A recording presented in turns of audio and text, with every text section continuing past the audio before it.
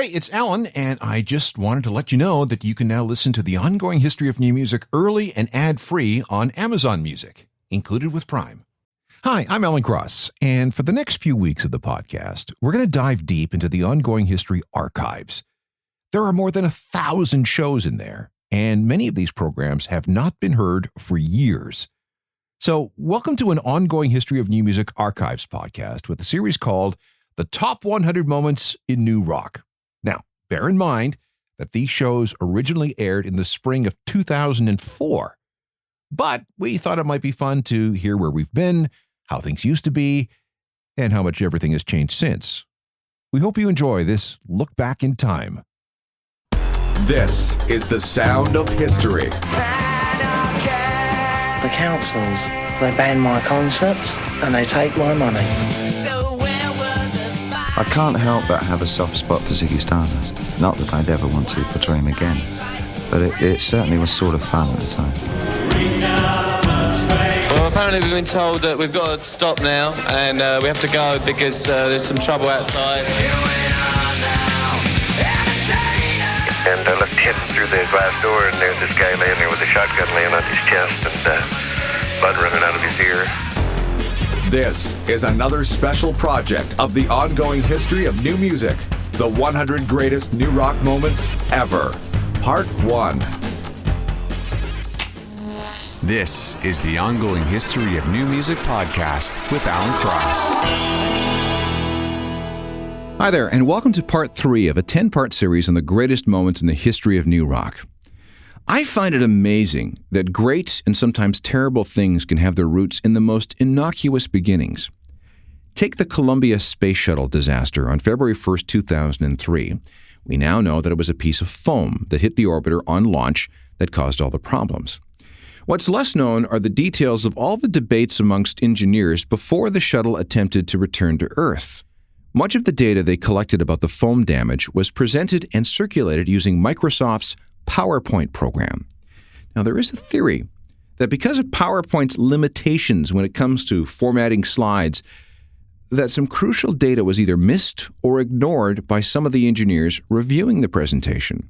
Therefore, so this theory goes, these shortcomings in the program indirectly led to some bad decisions and human error, which ultimately resulted in the disintegration of the Columbia and the death of her crew. Here's a happier note when it comes to technology. In 1970, Technics, a division of Japan's Panasonic, introduced a turntable called the SP-10. It was the product of a shadowy group of engineers and scientists called the Special Products Group. Now, this was significant because it was the world's first direct drive turntable. This meant that the motor drove the platter directly instead of having it turn through a series of belts and pulleys. Direct drive meant a big cut in rumble, the low-frequency noise created by those belts and pulleys. And it also meant that the turntable platter reached operating speed much more quickly. The technical explanation is that it used a linear frequency generator to provide stable speed, a speed that could be pitched up or down by as much as 8%. 2 years later, the SP-10 gave way to its successor, the venerable and famous SL-1200. The Technics SL-1200 was so powerful, so easy to use, so versatile, and so bloody indestructible that the SL-1200 became the turntable of choice for DJs around the world, especially after the introduction of the Mark II in about 1979, which had a beefier motor and the now familiar slide pitch control. Club culture and DJ culture and beat mixing and the whole concept of 12-inch records and extended remixes all grew from the introduction of the SL-1200. Even in today's post-turntable digital world, Technics sells thousands of SL-1200s a year, all of which are made by hand in a factory in Osaka, Japan. The introduction of the Technics SL-1200 turntable, an event without which we may never have had a guy like Fatboy Slim.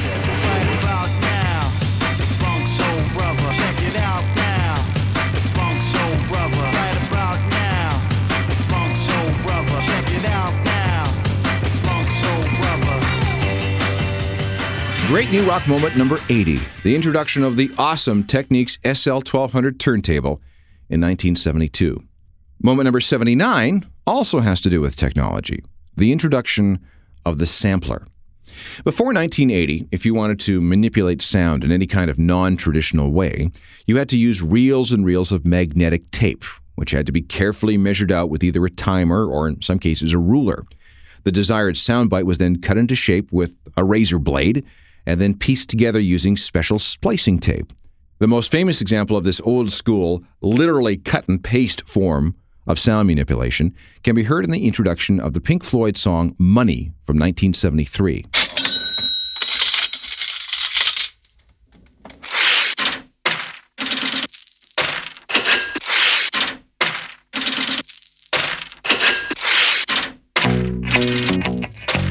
This whole cash register sequence was measured out, cut up, and then carefully looped. It was mind-numbing work that took hours and hours and hours. Naturally, engineers started to wonder, what if we could completely get rid of recording tape altogether? This is when we first heard of an Australian company called Fairlight. They spent the 1970s working on the Fairlight Computer Musical Instrument, the first keyboard-based digital sampler, and it made its debut in 1980. The Fairlight allowed the operator to digitally record any acoustic sound, store it on a floppy disk, display a visual image of that sound on a monitor, manipulate that waveform using a light pen, and then play it back using a standard-sized 88-note keyboard. In other words, you could take any sound, shape it, mold it, and manipulate it into something totally new. And for the record, history's first ever digitally sampled sound was a barking dog. However, Fairlights were not cheap. Depending on options, these massive things cost anywhere from $25,000 to $36,000. And get this, your sampled sound file could be no bigger than 20 kilobytes. Now compare that to a computer that you might have at home. Your machine and a copy of, something like Cool Edit Pro worth a couple of $100 is hundreds of thousands of times more powerful than even the best Fairlight could offer in 1980. But that was then, and more than 300 studios and record labels shelled out the big dollars for this cutting-edge technology. Other, more powerful samplers like the Emulator and the Synclavier came along. But then a Japanese company called Akai got into the act with a line of rack-mounted samplers, including the very affordable S1000 in 1988, and it became the industry standard. One of the first guys to really latch on to the possibilities of the Akai S1000 was a Cleveland music store employee named Trent Reznor. And without the S1000, the first Nine Inch Nails album could have not ever sounded like this.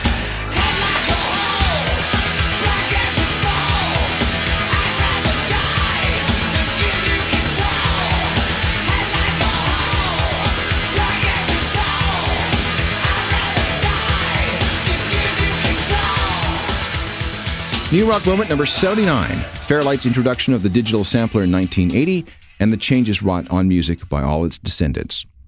Since we're on a technological roll right now, this is a good time to bring up the Apple Macintosh computer, which was first introduced during the Super Bowl in 1984 with the famous Big Brother commercial, which was directed by Ridley Scott. The Mac became a huge hit with musicians, and thanks to a software program called Pro Tools, created by a company called DigiDesign, the Mac became standard equipment in both the studio and on stage. And the more it was used in music, the more the Mac and third-party software companies catered to the needs and demands of musicians.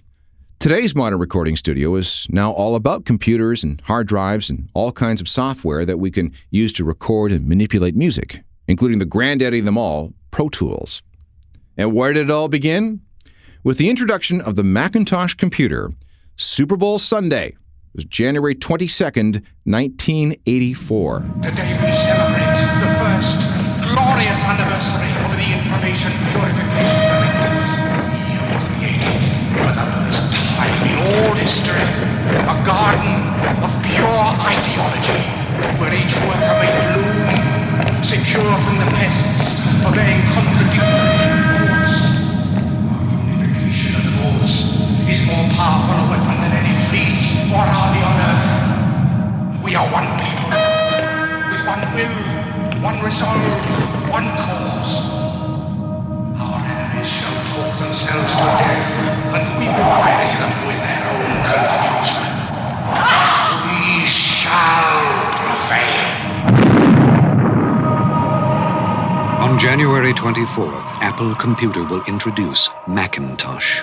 And you'll see why 1984 won't be like 1984. We didn't know it at the time, but that commercial heralded new rock moment number 78, the introduction of the Apple Macintosh during Super Bowl 18. And by the way, Oakland beat Washington 38-9 that day in Tampa. Here's one more technological milestone. With the help of a couple of DJs from London, 5 producers and musicians created a musical collage, an audio-based Frankenstein monster using material from an Israeli singer named Afra Chaza, James Brown, the Iranian Revolutionary Army Chorus, and a rap duo named Eric B. and Rakim. In fact, the prominent use of their sample, the Eric B. and Rakim sample, provided the track with its title. The song was issued under a name made up of the initials of the 5 main guys behind the project. There was Martin, and Alex, and Rudy, and Ivo Watts Russell, and Steven. Put that all together and you get Mars, with 2 R's. This song was mailed out on an anonymous white label to 500 club DJs, and from there the sounds and ideas spread, first through the dance clubs, and finally into mainstream pop and rock. So although this wasn't the first hit to incorporate state-of-the-art sampling and pillaging of sounds, it certainly had the greatest and longest-lasting impact. Not bad for a one-hit wonder, huh? Pump up the volume, pump up the volume, pump up the volume, dance, dance.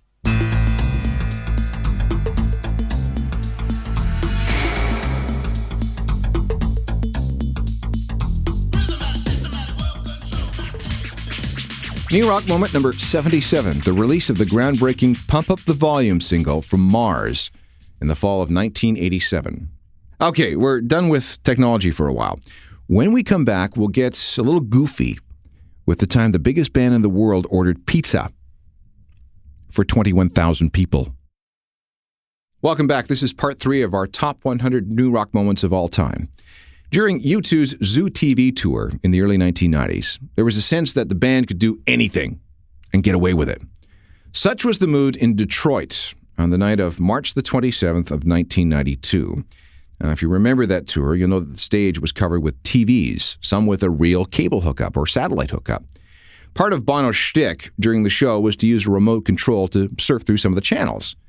And on this particular night, Bono chanced upon a commercial for a local pizza place. And that's when Bono turned to the crowd and said, "Hey, you want some pizza?" That's when he whipped out a cell phone and placed a call. "Hello? Is this Speedy Pizza? I'd like to order 10,000 pizzas, please, for Detroit. We're at the Palace. You know the Palace?" "Yeah, I'm serious. I'm very serious." "No, you can't make 10,000? Well, just to make as many as you can, okay?" "Well, what? Oh, my name is Bono." That whole exchange happened after the third song in the set. Between the main set and the encore, 3 guys in blue uniforms from Speedy Pizza showed up wheeling a cart, and on the cart was 100 pepperoni pizzas. And as the crowd chanted, "Pizza! Pizza!" all the boxes were flung into the audience. And then U2 came on stage and launched into this song.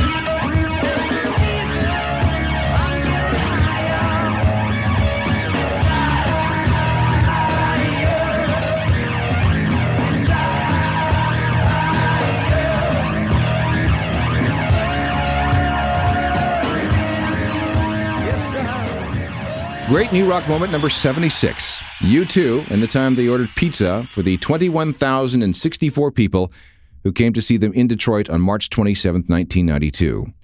And by the way, the next leg of the U2 tour featured t-shirts that said, "I'd like to order 10,000 pizzas, please." Some will say that new rock moment number 75 is sinister. Others will say that it's completely harmless. In 1985, a new drug was slowly introduced into the UK and European club scene. Methylene dioxy-N methylamphetamine, a substance derived from the oil of the sassafras tree. It was a stimulant that also broke down emotional inhibitions. Fans called it ecstasy. By 1988, everyone in the clubs and at parties was dropping tabs of E. It was the substance of choice, exceeding even straight beer. And over the next couple of years, E became so popular that it inevitably began to change the nature of music. Raves, gigantic and sometimes illegal outdoor parties, started popping up across England. Fields, warehouses, abandoned buildings. And in order to enhance the ecstasy experience, musicians and DJs concentrated on special beats and mixes and arrangements. Melody took second place to rhythm. And for the next couple of years, the dance floor and the DJ became the focus of an entirely new youth revolution. The DJ's beats reigned supreme as ecstasy roared through the bloodstream.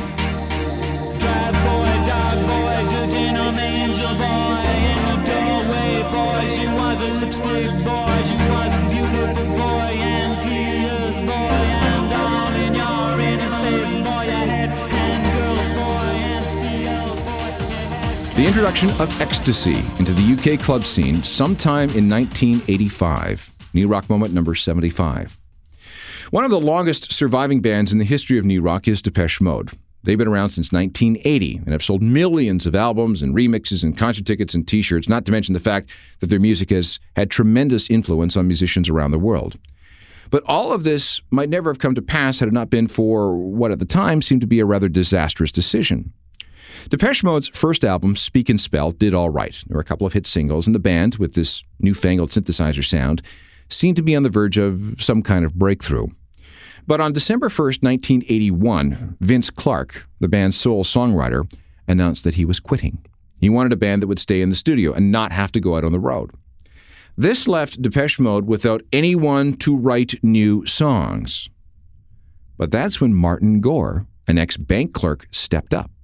Since that day Vince Clarke left the band, Martin has written 99.9% of Depeche Mode's material, and in the process, he has helped Depeche Mode become one of the biggest new rock bands of all time. Reach out, touch faith.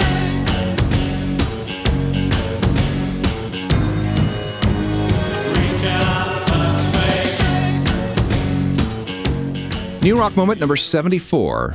Martin Gore assumes the role of chief songwriter and visionary for Depeche Mode after the departure of founding songwriter Vince Clarke. We have 3 more moments to go in this program, and when we come back, we'll look at another landmark death. And it has to do with AIDS. In 1981, most of us knew nothing about a disease that some were calling GRID, gay-related immune deficiency. There are some stories of gay men and hemophiliacs and Haitian immigrants getting sick, but they didn't get that much play in the press.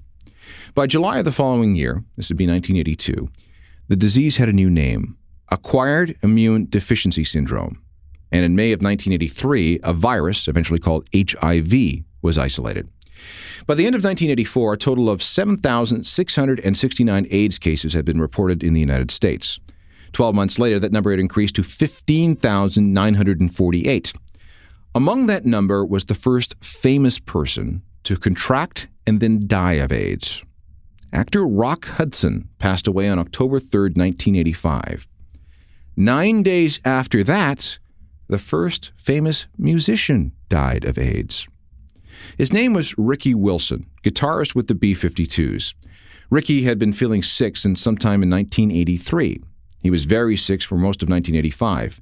Kaposi sarcoma, the infections, the pneumonia. And he was so ill that he couldn't make it through the sessions for a new B-52s album called Bouncing Off Satellites. But because of the stigma surrounding AIDS patients and gay men in general, Ricky kept his condition very, very quiet. In fact, Ricky's sister, Cindy Wilson, one of the singers in the band, didn't find out that her brother had AIDS until October 9th, 1985, just 3 days before Ricky died. On October 12th, at the Sloan Kettering Hospital in New York, Ricky's 32-year-old body gave out. Ricky Wilson became the first notable musician to die of AIDS. He was buried a few days later in Oconee Hill Cemetery in his hometown of Athens, Georgia.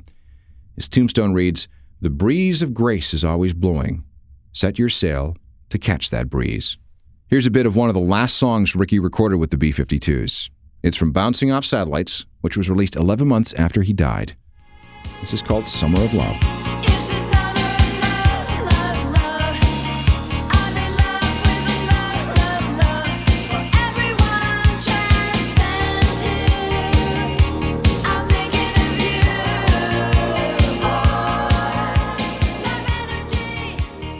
New Rock moment number 73. Ricky Wilson of the B-52s becomes the first notable musician to die from AIDS. Moment number 72 occurred in front of a TV on the night of November 11th, 1984. Bob Geldof, the singer for the Boomtown Rats, was home after a bad day. He had been on the phone trying to drum up some publicity for a new Rats album called In the Long Grass, but he really wasn't getting anywhere. So, slumped in front of the TV with a drink, he turned on the television only to see a BBC documentary filed by a reporter named Michael Burrick about the famine in Ethiopia. And Bob was stunned by the images of starving people. And he was suddenly moved to do something, anything, to help these poor people. But what could he do? As he wrote in his autobiography, I was only a pop singer, and by now not a very successful pop singer. All I could do was make records that no one bought. The next day, while he was hanging around the offices of his record company, he tentatively suggested that someone ought to put out a record for the Ethiopians. A benefit thing. And everyone in the office thought, yeah, you know what, that's a good idea. But Bob was still being very practical.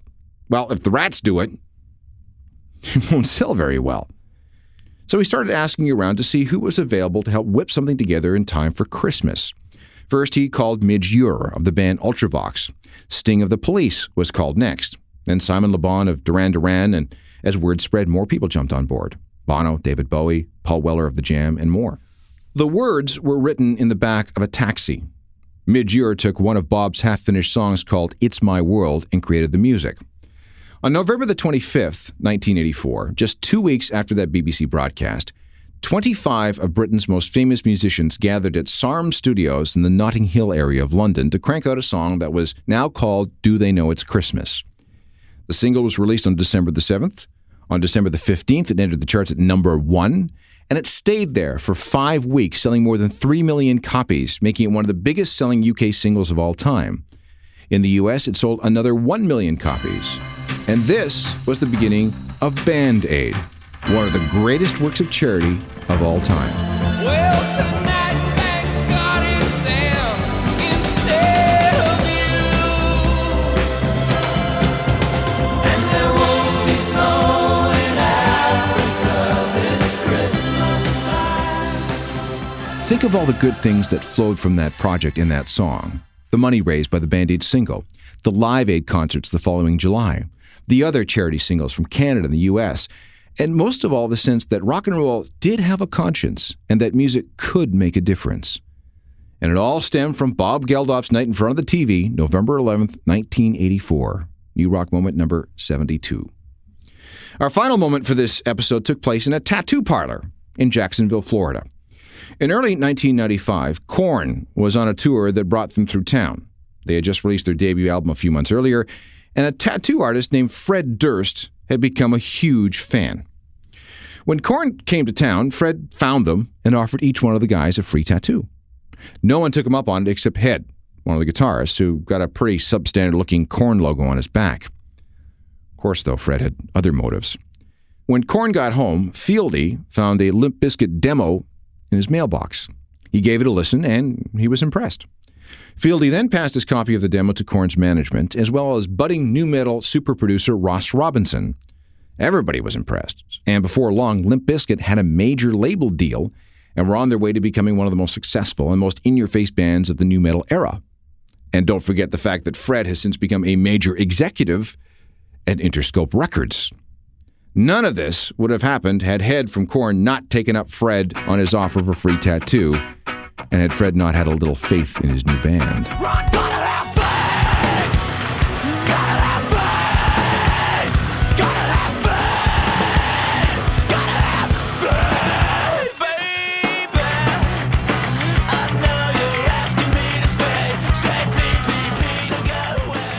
Great new rock moment number 71. Fred Durst of Limp Bizkit gives one of the guys in Korn a free tattoo and sets himself up for an entire new career. This has been part 3 of a 10-part series on the 100 greatest new rock moments of all time. Let's review what we covered on this show. Number 80, the introduction of the DJ's best friend, the Technics SL1200 turntable, followed by the introduction of the digital sampler at 79 and the Macintosh computer at 78. At 77, the release of Pump Up the Volume, one of the very first sample-heavy hit singles. Moment number 76 involves U2 ordering 10,000 pizzas. Number 75 is the introduction of ecstasy into the British music scene. Vince Clarke leaving Depeche Mode is moment number 74. Number 73 is the death of B-52's guitarist Ricky Wilson, the first famous musician to die of AIDS. Bob Geldof's evening with the BBC's television documentary on the Ethiopian famine is number 72. And Fred Durst's offer of a free tattoo to the guys in Korn is number 71. On part 4, we'll look at 2 cases of extreme censorship, the end of one of the greatest punk bands of all time, and a lesson on how to accept an award after your best friend kills himself. That's next time on the 100 Greatest Moments in New Rock. If you want more like this, there are hundreds of ongoing history of new music podcasts available for free. All the platforms have them. Make sure you follow and like the feed so you never miss an episode. Plus, if you can rate and review, that would be great. We can all meet up on my social media channels. There's my website, ajournalofmusicalthings.com, which is updated every day. Plus, there's the free newsletter that goes with it. And I have another podcast. It looks at the intersection of music and true crime. Look for Uncharted, Crime and Mayhem in the Music Industry, wherever you get your podcasts. And I welcome any emails. Just drop me a line at alan@alancross.ca. Technical production is by Rob Johnston. We'll talk to you next time. I'm Alan Cross.